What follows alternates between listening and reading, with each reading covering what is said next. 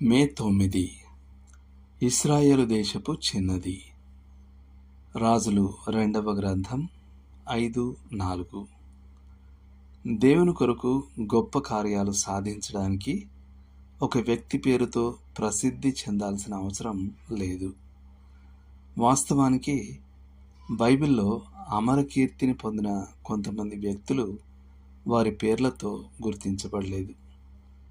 బెత్లెహేము బావి నుండి దావీదుకు నీరు తెచ్చిన 3 పురుషులు ఉన్నారు. సమూయేలు 2వ గ్రంథం 23వ అధ్యాయం 13 నుండి 17 వరకు. దావీదు ఈ భక్తిపూర్వక కార్యాన్ని ఎంత గొప్పదిగా భావించాడంటే, ఆ నీటిని తాగకుండా పవిత్ర అర్పణగా పోసేశాడు. కానీ ఆ యోధుల పేర్లు తెలియవు. షూనేములోని గొప్ప స్త్రీ పేరు మనకు తెలియదు. రాజులు 2వ గ్రంథం 4వ అధ్యాయం 8 నుండి 17 వరకు. కానీ ఆమె ఎలీషా కోసం ప్రవక్త గదిని నిర్మించినందుకు ఎల్లప్పుడూ గుర్తుంచుకోబడుతుంది.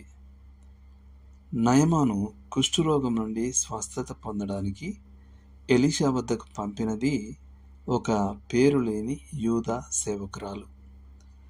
రాజుల గ్రంథం 2వ గ్రంథం 5వ అధ్యాయం 3 నుండి 14 వరకు. ఆమె పేరు దేవునికి తెలుసు, అది మాత్రమే ముఖ్యం. యేసు తలపై అభిషేకం చేసిన స్త్రీ ఎవరు? మత్తయి 26:6 నుండి 13 వరకు. మత్తయి ఆమె పేరును రాయలేదు, కానీ ఆమె కీర్తి మన ప్రభువు మాటలలో ప్రకటించబడింది. సర్వలోకమందు ఈ సువార్త ఎక్కడ ప్రకటింపబడునో అక్కడ ఈమె చేసినదియు ఈమె జ్ఞాపకార్థంగా ప్రశంసింపబడునని మీతో నిశ్చయముగా చెప్పుచున్నానని వారితో అనెను. 13వ వచనం. కానుక పెట్టెలో ఒక బీద విధవరాలు 2 కాసులు వేయుచుండగా కీర్తి ఎవరికి వస్తుందని పట్టించుకోకపోతే దేవుని కోసం ఎంత అద్భుతంగా చేయగలరో అనే సత్యానికి ఆమె మాదిరి. లూకా సువార్త 21:2. పేరు తెలియని వారిలో ఈమె మరొకరు. తర్వాత 5 రొట్టెలు మరియు 2 చేపలు ప్రభువుకు ఇచ్చి అవి ఆశీర్వదించబడి 5,000 మంది పురుషులకు మరియు స్త్రీలకు పిల్లలకు ఆహారంగా మారడానికి కారణమైన బాలుడు ఉన్నాడు. యోహాను సువార్త 6వ అధ్యాయం 9వ వచనం. అతని పేరు మనకు తెలియదు, కానీ అతను చేసినది ఎన్నటికీ మర్చిపోబడదు.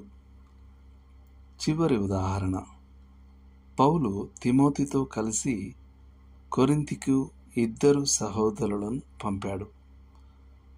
యెరూషలేములోని పేద పరిశుద్ధుల కొరకు విరాళం సేకరణకు సంబంధించి. అతను వారి పేర్లను ఇవ్వలేదు, కానీ వారు సంఘముల దూతలను క్రీస్తు మహిమయునయ్యున్నారని కొనియాడాడు.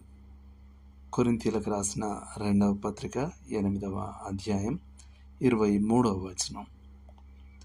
ఒక దేశంలోని చర్చి ఆవరణలో అనామకుల సమాధి రాళ్లను చూస్తూ గ్రే ఇలా రాశాడు: చాలా పువ్వులు కనబడకుండా వికసిస్తాయి, వాటి సువాసన ఎడారి గాలిలో వృధా అవుతుంది. అయితే దేవుని దృష్టిలో ఏది వృధా కాదు. ఆయన అనామకంగా సేవ చేసే వారందరి పేర్లను ఎరుగును. ఆయన తగిన విధంగా ప్రతిఫలం ఇస్తాడు. దేవుడు మిమ్మల్ని దీవించునుగాక. ఆమెన్.